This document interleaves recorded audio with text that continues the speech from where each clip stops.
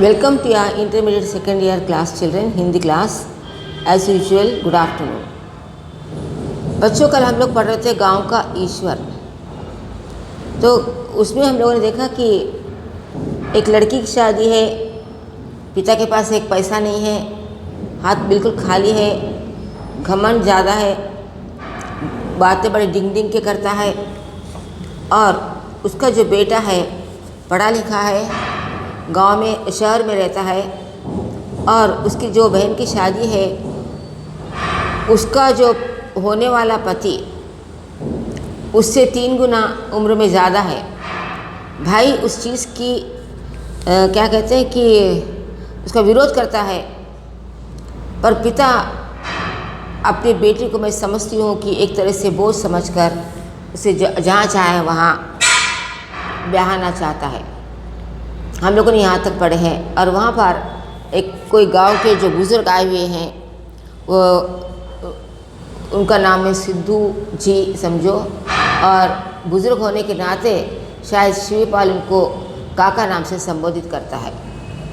जब काका नाम से जब संबोधित करता है शिवपाल, अपनी बेटी की बुराई करता है. मन में बेटा कब आएगा इसका इंतज़ार है, पर बताना चाहता है कि नहीं आए तो क्या हुआ, क्या उसके बगैर मेरी बेटी की शादी नहीं होगी.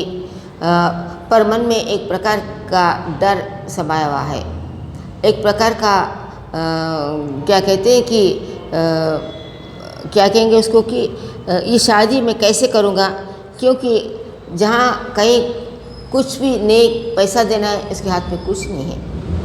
और माँ को पूरा भरोसा है कि बेटा आएगा. और शिवपाल कहता है कि नहीं आए तो क्या हुआ, मैं इसका मुंह देखना चाहता वगैरह वगैरह. ऊपर से बुरे विचार करता है, और अंदर से उसको उसका आने का इंतज़ार है. उसका छोटा बेटा है जतनू, जो गांव का नीरा गवार है, भाषा भी उसकी उसी प्रकार से है. और वहाँ शादी ब्याह के छोटे छोटे कामों में अपने पिता का हाथ बटा रहा है.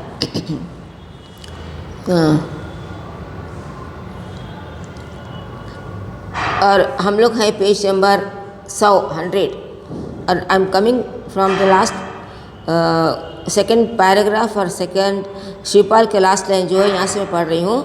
देखो कि शिवपाल यहाँ आने की उसकी ज़रूरत नहीं ही क्या, मैं तो अब उसका मुँह नहीं देखना चाहता. ये यहाँ तक हम लोग पढ़ चुके हैं.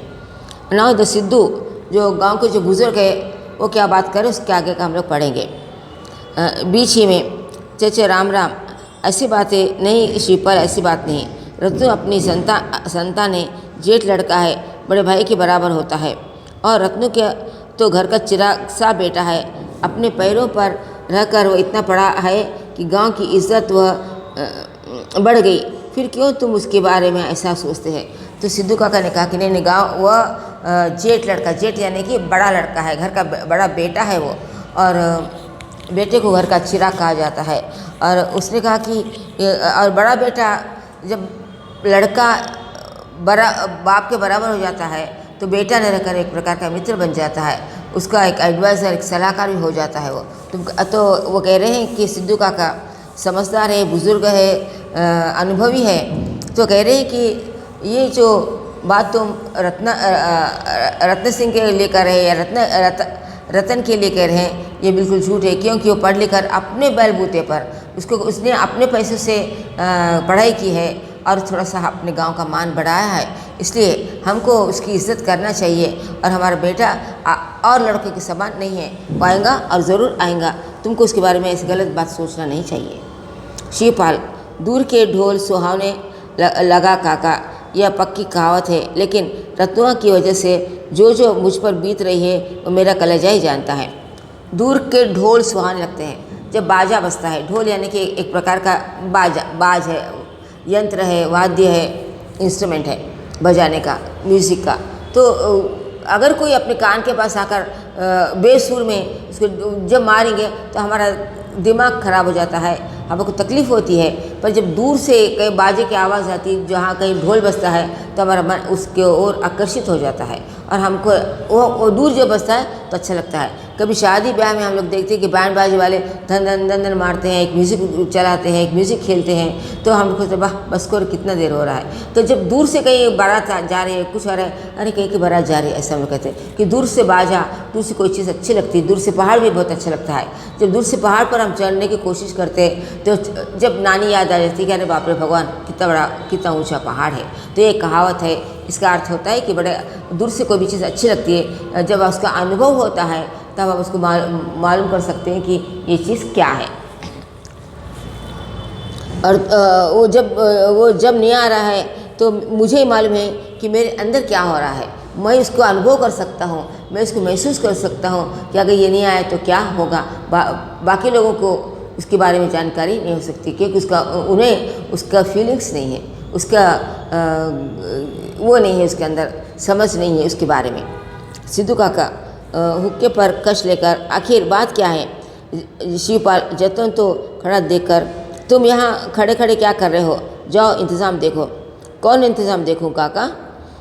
अरे उल्लू के पट्टे, जहाँ बारात टिकेगी वहीं जनवास, और क्या उत्तर वाली बाग में जाओ देखो वहाँ सब झाड़ बुहार ठीक हो गया है कि नहीं।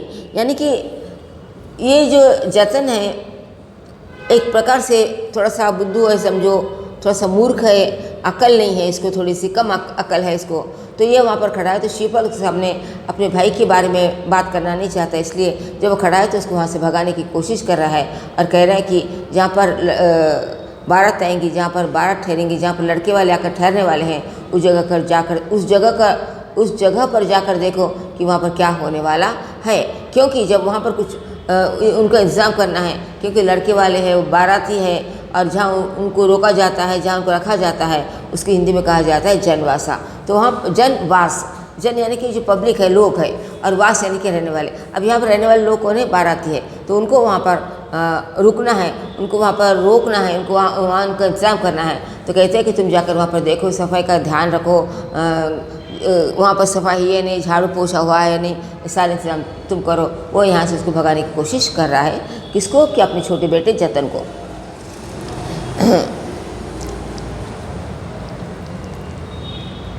ओके, जतन काका बाराती है तो नाच आई कि नहीं, यानी कि अभी तक तो बारात आई ही नहीं, यानी कि वो शादी में जो बाराती होते हैं वो नाचते गाते आते हैं। तो कह रहे हैं कि वो जब बारात आएंगे तो क्या वो नाचने वाले हैं, ऐसा यहाँ पर प्रश्न पूछ रहा है। देखने बाद तुझे तो बस नाच से मतलब, चाहे घर की नाक कटे रहे, भाग यहाँ से, जल्दी आ, अपने इंतज़ाम देख। उल्लू के पट्टे यानी कि महामूर्ख। और दूसरा उसने मुहावरा यूज़ किया है यहाँ पर कि नाक कटे यानी कि इज्जत चली जाए तो तुझे कुछ नहीं है, क्योंकि तू तो बिंदास है, तुझे कोई चीज़ की खबर ही नहीं है, तो तू अपने नाच गाने में मशरूफ़ है, तो तुझे क्या कर, तू अपना नाच गाना ही देखता है। जहाँ लोगों के मन पर क्या गुजरी है, लोगों की इज्जत का सवाल है, यानी लोगों की नहीं, मेरी इज्जत का, तेरे बाप की इज्जत का सवाल है, तो तू इसके बारे में सोचता भी नहीं है। जा यहाँ से, उसको भगा रहा है। चला जाता है, सिद्धू होके से शिवपाल को देता है। शिवपाल कश लेकर, सिद्धू काका रत्नवा से लाख 10 दे, जतनवा मेरा अच्छा बेटा है। माने कि वह 4 अक्षर पढ़ा नहीं है, बाहर से कुछ कमा कर नहीं भेजता, लेकिन यह तो है अपने कब्जे में, जो कुछ कह दो तुरंत बदल आएगा, चू नहीं कर सकता। खेती बाड़ी, घर खलियान, सब जिम्मेदारी अपने कंधों पर लिए हुए है। यह अनपढ़ गंवार है, पढ़ा लिखा नहीं है, इसलिए क्या करता है, बाप जो कहता है उस बात को मानकर चलता है। अगर पढ़ा लिखा रहता तो अगर बाप गलत बात करता तो उसको क्या करता, उल्टा जवाब वो दे सकता था। पर यहाँ पर क्या है, वो बाप के अंडर में है, बाप के हाथ के नीचे काम कर रहा है। तो कहते हैं कि मेरा जो छोटा बेटा है ये नीरा मूर्ख है, गंवार है, अनपढ़ है, पर वो मेरे अंडर में है, क्योंकि मैं जो भी कहता हूँ वो क्या करता है, मेरी बात को सुनता है, वह उल्टा जवाब नहीं देता है, और कहीं जा भी नहीं सकता क्योंकि वो पढ़ा लिखा नहीं है, बाहर जाकर नौकरी भी नहीं कर सकता है, उसको पढ़ना लिखना नहीं आता है, बात करने का ढंग नहीं है उसको, तो उसकी नौकरी भी कौन देगा। और वो क्या करता है, अपनी खेती बाड़ी में बिल्कुल अनपढ़ गंवार के जैसा ही काम करता चला जाता है। और वो बाप के साथ ही रहता है, जो भी खेत खलिहान है, खेत में काम करो, जानवर क्या कहेंगे, जो नौकर चाकर जैसे काम करते हैं, ऐसा पूरी मेहनत से वो काम करता है, पर बाहर का उसकी कोई दुनियादारी नहीं मालूम है। सिद्धू गंभीरता से, और रतन वह नालायक है ना, तो कहते हैं कि रतन तुम्हारा नालायक है, तुम समझ रहे, तो रतन जो है बड़ा बेटा वो सबसे समझदार है। क्योंकि उसने तुम्हारे रोकने पर भी अपने पुरुषार्थ से दर्जा 12 तक लिया है, क्योंकि वो शहर में वह नौकरी करता है और वह महीने 50 रुपये भेजता है। इन्हीं वजह से वह नालायक है ना। तो कह रहे हैं कि तुम्हारा ये बेटा बड़ा लायक है, क्योंकि तुम्हारे हाथ के नीचे तुम्हारी सारी बात सुनता है। और तुम कह रहे हो कि जो बड़ा बेटा रतन है गांव से शहर से नहीं आया है, वो नालायक है। क्यों? क्योंकि वो पढ़ लिख कर तुम्हारी बात बिना मानकर वो पढ़ लिख कर 12वीं पास किया है। उस ज़माने में 12वीं यानी कि 12th क्लास पास करना बहुत बड़ी बात थी। आजकल तो लोग कहाँ की कौन सी डिग्री ले लेते हैं और जिसकी जानकारी बहुत से लोगों को भी नहीं है, और लड़कों लोगों को उनके कैरियर के बारे में, उनके फ्यूचर के बारे में उनको मालूम है, तो उनको जो सूटेबल होता है, उनको जिसमें इंटरेस्ट है, जिसमें वो करना चाहते हैं उसको कर सकते हैं। इसलिए कह रहे हैं कि अगर वो चला गया है तुम्हारी बात बिना मानकर और उसे जहाँ पढ़ लिख कर कुछ नौकरी की है और तुमको 50 रुपये हर महीने भेजता है। आजकल 50 रुपये की, उस ज़माने में 50 रुपये की वैल्यू बहुत थी, आजकल 50 रुपये की वैल्यू कोई नहीं है। अगर हम किसी काम वाले को 50 रुपये इनाम के रूप में दिए तो भी नहीं लेते हैं। तो कहते हैं कि ये जो तुमको रकम भेज रहा है तो तुम्हारे लिए वो भेज रहा है, इसलिए वो नालायक है, यानी कि वो तुम्हारे दृष्टि से वो लड़का तुम्हारे लायक नहीं है, ऐसा तुम सोचते हैं। वो वही लड़का क्या है, बहुत ईमानदार, बहुत लायक और बहुत समझदार लड़का है। शिवपाल, काका तुम उसके बारे में इतना ही नहीं जानते हो ना, इतना ही जानते हो ना, ये तो कोई बड़ी बात नहीं है। लेकिन वह किस तरह मेरे और ख़ानदान के साथ दुश्मनी कर रहा है तुम उसे नहीं जान सकते काका। तो उसने बताया कि इसकी बात अलग है, क्योंकि इसने अपनी बहन की शादी रोकने की कोशिश की है। अपनी बहन को उस अधेड़ के साथ में ब्याहना नहीं चाहता है वो, क्योंकि समझदार है, उसको अपनी बहन की चिंता है। बाप को बेटी की चिंता किस प्रकार की, किसी प्रकार से यहाँ से ब्याही जाए, वो घर से चली जाए, ये बाप की चिंता है। पर भाई की चिंता क्या है कि अरे इसके इतने बड़े उम्र के लड़के के साथ में मेरी बहन की शादी हो रही है और उस शादी को विरोध में है, इसलिए वो शहर से गांव आना नहीं चाहता है और अनकानी कर रहा है। आने के बाद भी वह अपने कर्तव्य का पूरा ध्यान रखा है उसने, और कर्तव्य को ध्यान से रखते हुए बहन की शादी के लिए क्या क्या चाहिए वो देखने के लिए वो यहाँ पर आ रहा है। तो यह बात वो शिवपाल तो बता नहीं सकता, क्योंकि शिवपाल को एक प्रकार का घमंड है, झूठी शान है, झूठा दिखावा है, और वो दिखावा वो इस सिद्धू काका के सामने बताना नहीं चाहता, पर अंदर से वो बिल्कुल खोखला है, उसके पास कुछ नहीं है, सिर्फ बड़ी बड़ी बातें उसके मुँह से निकल जाती है। हुक्का रख देता है, सिद्धू चुप है। तुम्हें शिवपाल कहता है कि तुम्हें मालूम है कि उसने अपनी शादी नहीं की, मैं 12 बार उसे कह के मना के हार गया हूँ, लेकिन शादी से खिलाफ ही रहा है। वो कहता है कि मैं अभी पढ़ूंगा, मेरे कुछ लक्ष्य है, न जाने क्या लक्ष्य है, उसे पूरा करके शादी करूँगा। सोचो काका, शादी विवाह तो ईश्वर की चीज़ है, ईश्वर का धर्म है। वे आजकल के लौंडे इसमें अपनी टांग क्यों अड़ाते हैं? टांग अड़ाना, रुकावट डालना।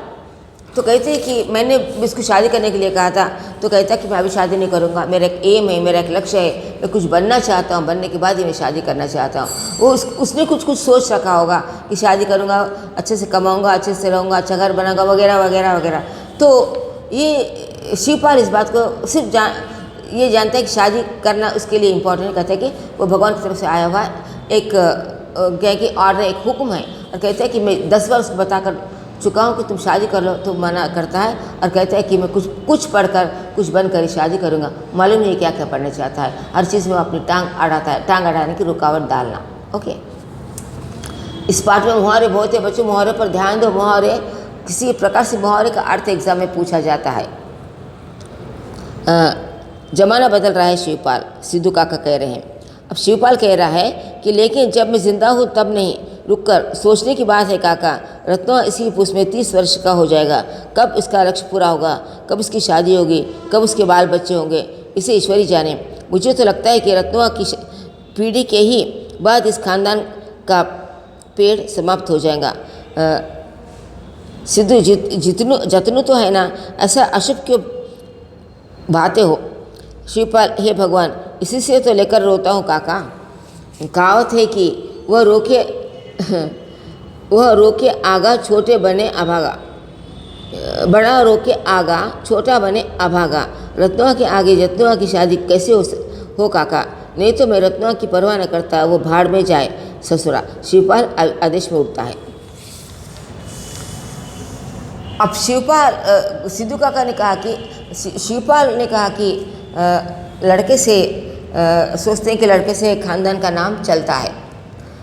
और एक्सक्यूज मी चिल्ड्रन। और शिवपाल जो है सोचते हैं कि अगर मेरा रतन की शादी हो जाएगी तो उसके बाल बच्चे हो गए, हमारा खानदान का नाम आगे होगा। क्या लड़कों से खानदान का नाम आगे बढ़ता है बच्चों? लड़कियों से नहीं। इंदिरा गांधी को देखो, मदर टेरेसा को देखो। आजकल कल मैंने एक यानी कि यंग लड़की को कहा जो अपंग थी, उसने एवरेस्ट पर चढ़ने की चढ़ के अपने भारत का नाम किया है। कल्पना चावला को देखो। ये क्या लड़कियां नहीं हैं क्या? ये इन्होंने अपने माँ बाप को नाम बड़ा नहीं किया है?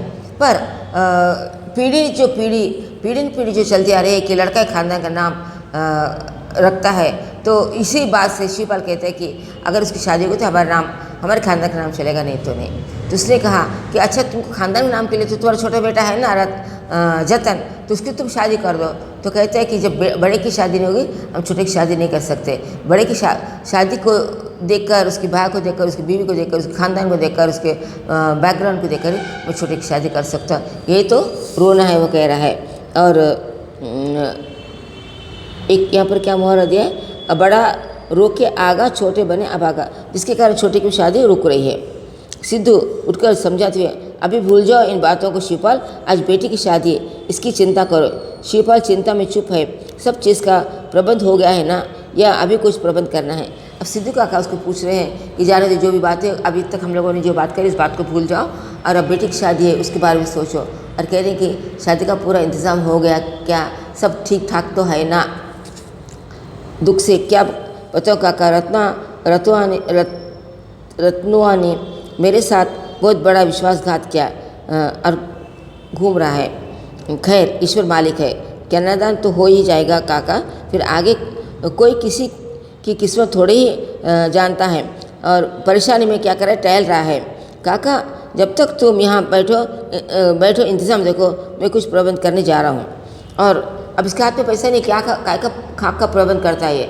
और वो अपनी परेशानी को देखने के लिए परेशान होकर वो क्या करे, बाहर जा रहा, कह रहा है कि तुम यहाँ पर देखो, मैं किसी हालत में कन्यादान कर दूंगा। यानी कन्यादान करने के बाद में चाहे जो भी हो जाए, लड़ाई झगड़ा कुछ भी हो जाए, मेरी लड़की की शादी तो हो गई, ये शायद उसका इंटेंशन है। और उसने कहा कि मेरा बेटा नहीं आया, उसने मेरे साथ बड़ा धोखा दिया है, पर मैं अपनी बेटी की शादी तो किसी हालत में कर दूंगा, उसके साथ फेर में करा दूंगा, उसका कन्यादान में करा दूंगा। उसके बाद आगे का भगवान ही जाने कि जो कुछ भी होगा उस लड़के के साथ में, मैं इसका जिम्मेदार नहीं रहूँगा। यानी कि इसके सोच में, इसकी सोच कितनी घटिया है, इसको हम लोग जान सकते हैं कि हाथ में कुछ नहीं है, बेटी की भी उसकी परवाह नहीं है, सिर्फ उसकी चिंता है पैसे की। और वो अंदर जाता है। अब कुछ प्रबंध वगैरह कुछ नहीं करने का है, हाथ में कुछ नहीं तो कहाँ का प्रबंध करता है, पर देखने के लिए, दिखाव करने के लिए अंदर जा रहा है। शिवपाल भीतर जाकर डंडा छाता लेता है और बाहर चल देता है। स्टेज पर अकेले सिद्धू रह जाते हैं। कुछ क्षण के उपरांत आंगन में मंडवे के नीचे स्त्रियाँ इकट्ठी होती है, फिर थाली में अक्षत लेकर गाती हुई आंगन के स्टेज पर आती है और दाईं ओर से बाहर निकल जाती है। उनके मंगल गीत से क्षण भर के लिए पृष्ठभूमि भर जाती है और धीरे धीरे शांत हो जाता है। बाईं ओर से सहसा रामपाल के पुकारने की आवाज़ उठती है, गजाधर हया हो या गजाधर टूर के प्रत्युत्तर आता है, आवत हूँ आवत। तो ये पैराग्राफ सुनकर, ये पैराग्राफ पढ़कर हम लोग ये जान सकते हैं कि जो शादी ब्याह का जो माहौल बना हुआ है, औरतें मंगल गीत गा रही हैं, शायद बारात आने की तैयारी कर रही हैं, ये यहाँ से वहाँ जा रही है और सिद्धू काका स्टेज पर अकेले बैठे हैं और बाहर से कोई व्यक्ति आकर पुकारता है कि गजाधर भैया है क्या। सिद्धू दूर से रामपाल को इधर आते देखकर, ओह रामपाल क्या शिवपाल का भाई है। बाई ओर से प्रवेश करके, राम राम काका, राम राम, आओ बैठो, किसे पुकार रहे हो? भैया कहाँ हैं, दिखाई नहीं दे रहे हैं। आंगन की ओर देखकर घर भी सूना लग रहा है। अब ये भी आग में घी का काम डालने के लिए आया है। ये क्या है, शिवपाल का छोटा भाई है। और वो आया और कहता है कि मतलब भाई कहाँ है, और घर बिल्कुल सुना सुना लग रहा है, कुछ तैयारी वगैरह कुछ नहीं दिख रही है, ऐसा क्यों है। सिद्धू औरतें अभी गाँव देवता परसने पूछने गई है और शिवपाल कुछ प्रबंध करने गए हैं। रुक कर क्या कहा जाए, अभी तक रत्नू नहीं आया, भगवान ही पार लगाए, कैसे तब तक काम होगा। शादी ब्याह इज्जत का मामला है, पता नहीं आजकल के लौंडे पढ़ लिख कर भी क्यों ऐसे हो जाते हैं। रत्नू को तो आना चाहिए। रामपाल तो उसने कहा कि नहीं, अभी औरतें जो आई थी मैंने बताया ना कि जब शादी ब्याह होता है तो जो गांव की जो देवी होती है उसकी पूजा की जाती है, गांव के जो देवता होते हैं उसका पूजन किया जाता है, और भगवान से प्रार्थना की जाती है। पेड़ पशु पक्षी हवा पानी वायु जो पंच तत्व है उनकी पूजा की जाती है, उनकी प्रार्थना की जाती है, और उनके लिए गीत गाए जाते हैं। और कहा जाता है कि इस शादी के विघ्न में सारे भगवान की विनती की जाती है, मन्नत मांगी जाती है, और कहा जाता है कि ये शादी ब्याह का मामला है, इसको अच्छे से पार पड़ने दो। और ये औरतें जो है गांव का पूजन करने के लिए गई है। और अब शिवपाल का भाई जो रामपाल है वो थोड़ा सा अंदेशा लेने के लिए शायद आया होगा, और वो कहता है कि भैया कहाँ है, क्या है वगैरह। तो सिद्धू काका जो है वो बात कहते हैं कि वो परेशान है, क्या प्रबंध करने का पता नहीं। उसका जो बड़ा लड़का है रत्ना वो अभी तक नहीं आया है, उसको आ जाना चाहिए था ना, क्योंकि उसके बहन की शादी है। और रामपाल कहता है कि मुझे पूरा विश्वास है कि वह ज़रूर आएगा काका, बेचारा किस प्रबंध में फंस गया है। रुककर सोचने की बात है काका, रतन शहर में कुछ 120 रुपये पाता है, और अगर हर महीने की 30 तारीख को वह 50 रुपये भैया के पास न भेज दे तो इसकी बुरी गति बना देते हैं। फिर अब सोचिए काका, फिर भी तो शिवपाल रत्न से बहुत ही नाखुश रहता है। तो उसने कहा कि देखो तुम कह रहे कि रत्न को आना चाहिए, तो रतन आ ही जाएगा, पता नहीं इसको वहाँ पर क्या क्या करना है। उस ज़माने 150 रुपये वो कमाता था, 150 रुपये उसके लिए बहुत 1.5 लाख के समान बात थी। तो उसने कहा कि वो जो इतने का पैसे कमाता है, अगर वो महीने के 30 तारीख को 1 तारीख को इस शिवपाल के पास पैसा न भेज दे तो शिवपाल क्या हो जाता है, उसको गुस्से में आता है, उसको भला बुरा कहता है, उसको गाली देता है। वो अपने धर्म का पालन कर रहा है, पर शिवपाल उससे संतुष्ट नहीं है, उसका बाप उससे संतुष्ट नहीं है, और कहता है कि ये उसको गाली देता है, फिर भी वो अपने कर्तव्य का पालन कर रहा है। रामपाल क्या बात है काका, आप तो भैया का स्वभाव जानते ही है। मुझे देखिए, मैं उनका सगा सहोदर भाई हूँ, लेकिन उन्हें कितने बुरे ढंग से मुझको अलग कर रखा है। रुककर भैया तो अपने किसी को समझते ही नहीं, अपनी बात अपना गुस्सा इनसे ये कभी अलग नहीं हो सकते। बाहर से जतन आता है और बहुत तेज़ी से आंगन में चला जाता है, आंगन में पुकारने लगता है, काकी पुआ ओ पुआ, झुंझलाता हुआ स्टेज पर आता है। सब लोग घर के घर कहाँ चला गए बाबा। तो ये अब रामपाल कहते हैं कि ये जो मेरा भाई है, मैं इसका सगा भाई हूँ, और उसने लड़ झगड़ कर मुझे अलग कर दिया है। दोनों भाई अलग रहते हैं और कहते हैं कि इनका गुस्सा, इनका इनका अहंकार, इनका ईगो, इसके कारण ये करते किसी को अपने सामने मानते नहीं, इनके पास कुछ नहीं है, तब भी इनमें इनका ईगो है, और इस ईगो के कारण ये सबसे दूर है, अपने आप को बहुत बड़ा समझते हैं। और उतने में जतन आता है और सभी को आवाज़ देता है, उसको वहाँ पर कोई दिखाई नहीं देता। तब वह क्या करता है, स्टेज पर आकर कुछ बात कर रहा है। सब लोग घर के घर कहाँ चले गए बाबा, आ ही रही होंगी, सब लोग देवता पूजन गई है, कहो क्या बात है। हाँ जतन, बारात के एक बैलगाड़ी जनवा से आ पहुँचे है काका, दाना पानी कुछ देवी का चाहे ना। तो रामपाल घबराने की बात नहीं जतनू, ज़रा दम मारने दो उसे, फिर सब हो जाएगा, रुक कर और देखो, तब तक जल्दी से चिलम भर लाओ ना। जतनू चिलम भर कर लेकर आता है। तो वो ये गड़बड़ में इसको कोई चीज़ की चिंता नहीं है। उसने कहा कि अरे बारात आ गई है, आजकल तो बारात हेलीकॉप्टर में भी आ रही है, पर उस ज़माने की बारात बैलगाड़ी में आई थी। इसके एक बैलगाड़ी की थोड़े बाराती आ गए हैं, तो उसने कहा कि उनको कुछ खाने के लिए पीने के लिए देना है या नहीं देना है, नाश्ता पानी देना है नहीं देना है, ब्रेकफास्ट देना है या नहीं देना है, क्या करना है मुझे नहीं मालूम। तो कह रहे कि ठीक है, उनको थोड़ी देर बैठने दो और मेरे लिए चिलम भर कर लेकर आओ। चिलम उनका एक शान है। रत्नो अपने परिवार का जेठा लड़का है, पढ़ा लिखा लायक, 4 पैसा कमाने वाला, लेकिन उसकी बात की इज्जत भैया इतनी भी नहीं करते। वह शुरू से ही केशर की शादी के खिलाफ था। वह बार बार भैया से हाथ जोड़कर कहता हुआ हार गया कि काका अभी केशर की शादी मत करो, अभी तो पूरी 13 साल की भी नहीं हुई है। हाँ, और केशर मैंने कहा कि कम से कम 16-17 साल, वो 13 साल की भी नहीं है, नाबालिग है, वो मैच्योर भी नहीं हुई है, और इस शादी करे ये गुनाह है। और हमारे केशर सिर्फ 13 साल की है और उसे 3 दूना 40 साल का बूढ़ा है वो, तो उसके साथ तुम शादी कर रहे, और इतनी छोटी लड़की की तुम शादी कर रहे, ये मुझे पसंद नहीं है। वो शादी के बिल्कुल विरोध में है, इसीलिए वो वहाँ से नहीं आ रहा है। और ये पिता ये बात को समझ नहीं पा रहा है। उसको क्या है कि लड़की है, एक लड़का मिल गया, उसकी शादी करके इसको यहाँ से निकाल दो,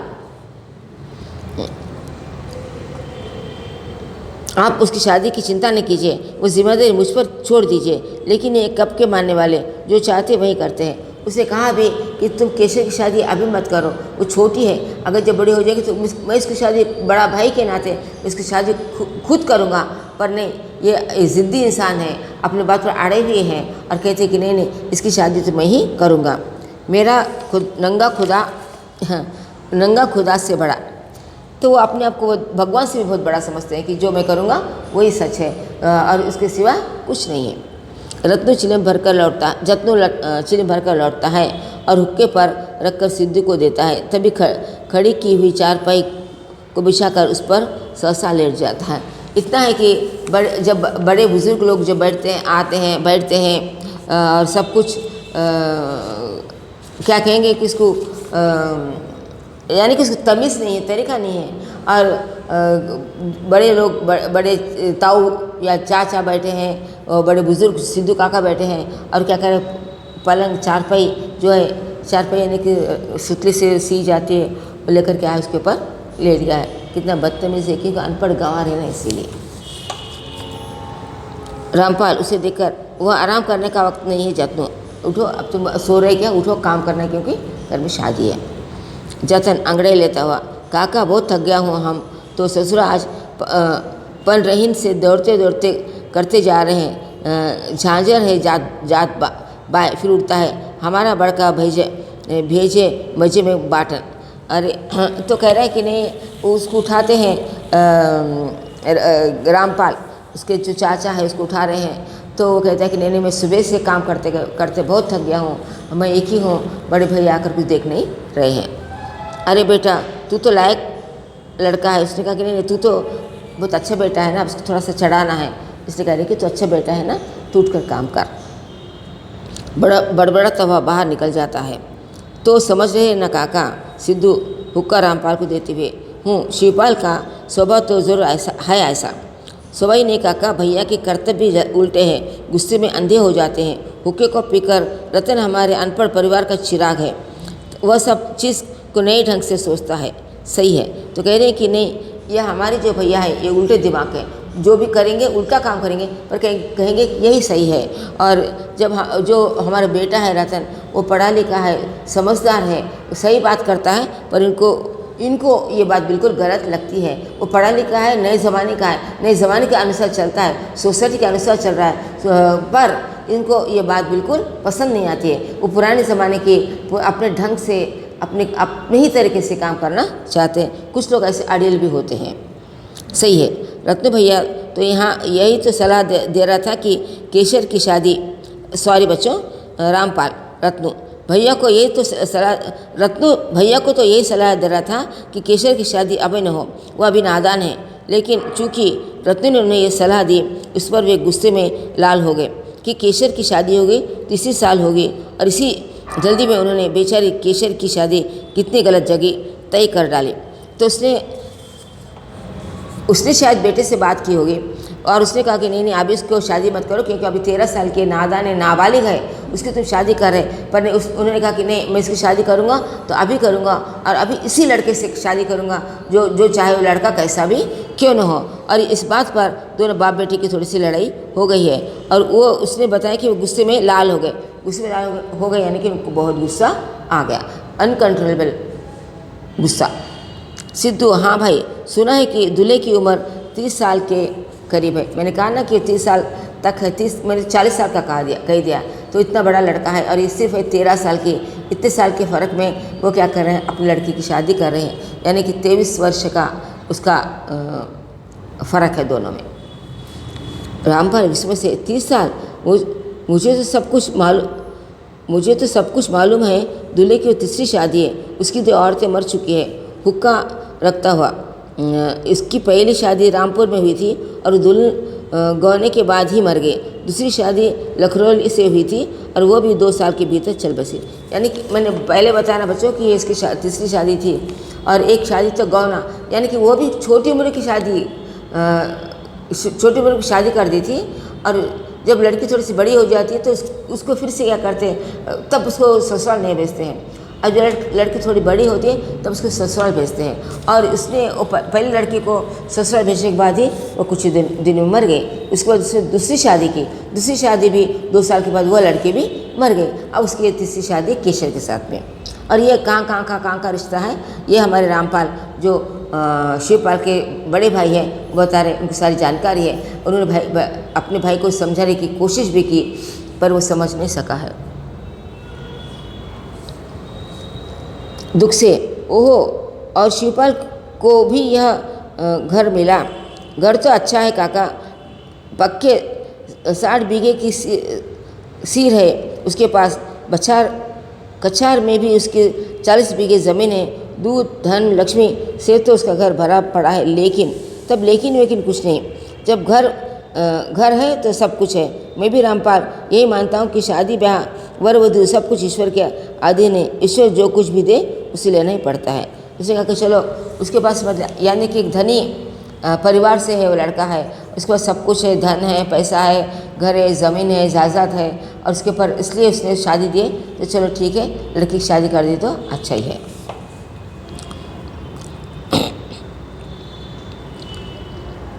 क्या बात करते हैं काका, अब भी ईश्वर आदमी भी तो कुछ है, ईश्वर ने उसे भी तो आंखें दी है, आंखें किसके लिए। तो उसने कहा कि हाँ भगवान जो करते ठीक है, पर भगवान ने जो किया है हमको भी तो समझ से काम लेना चाहिए ना।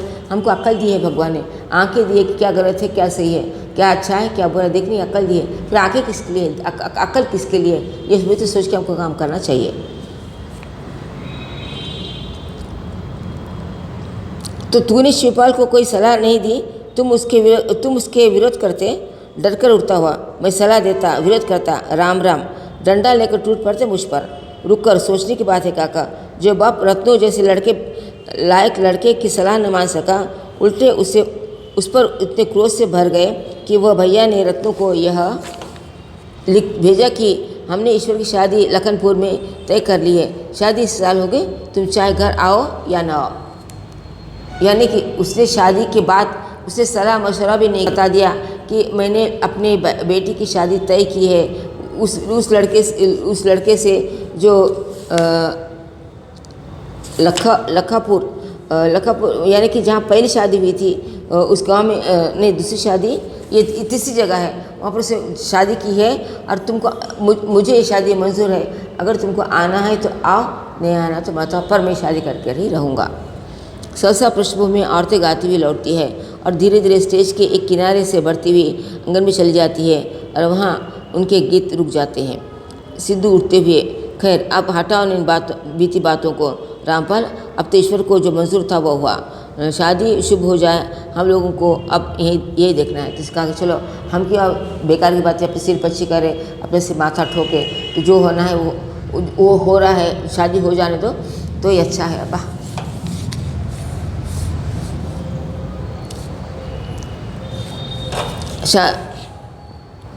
रामपाल, शादी तो हो ही जाएगी काका, इसमें तो ऐसी कोई बात ही नहीं है। मुझे तो चिंता केशर और रत्नों की है और अभी कुछ प्रबंध भी तो करना है। शिवपाल इसलिए कहीं गया है। वो क्या प्रबंध करेंगे काका, मुझसे सब कहलवाइए नहीं, भैया से अब रोब में पूरा घर तबाह कर डाला। रुक कर मालूम है वो लड़की रेशमा की शादी में उन्होंने कितना खर्च नहीं किया था। भाभी के बदन पर उन्हें एक भी गहना न रखने दिया। केशर की शादी, यह सब रत्नों का पैसा है और जो उस अभी प्रबंध करना है उसके लिए भैया बड़े रौब से बाहर गए हैं। वो मस्त दिखावा है। उन्हें सब मालूम है कि रत्नों यह भी प्रबंध करके आएगा ही। रुक कर न आएगा तो वह जाएगा कहाँ? उसे यह सूख की रोटी खाने देंगे। यानी कि अब शिवपाल को मालूम है कि उनकी जो बड़ी बेटी थी, उसकी बड़ी बेटी ने उसने कुछ हंगामा करके उसकी शादी कर दी थी। इसका नाम है केशर, उसका नाम है समझो रेशमा।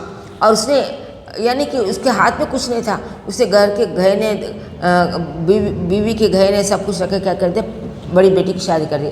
अब छोटी बेटी के हाथ शादी करने के लिए साथ में कुछ नहीं, वो फक है, पर रतन के ऊपर है। और उसको मालूम है कि रतन ये शादी ज़रूर करेगा और ज़रूर आएगा।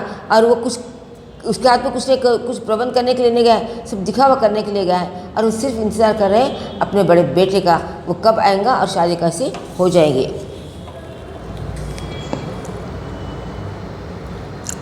और अगर वो नहीं आए तो उसको सुख से जीने नहीं देंगे, क्योंकि वो क्या करेंगे इसका हमको कुछ पता नहीं है। और काका ईश्वर की सौगंध कहता हूँ कि रतन तो खुद यह सब होते हुए भी अपने तय इतना जिम्मेदार, इतना लायक है कि क्या कहूँ। ईश्वर करे कि पिछड़े हुए गांव में, उजड़ते हुए घर घर में रत्नों जैसे रत्न पैदा हो काका। बस काका, हाँ काका।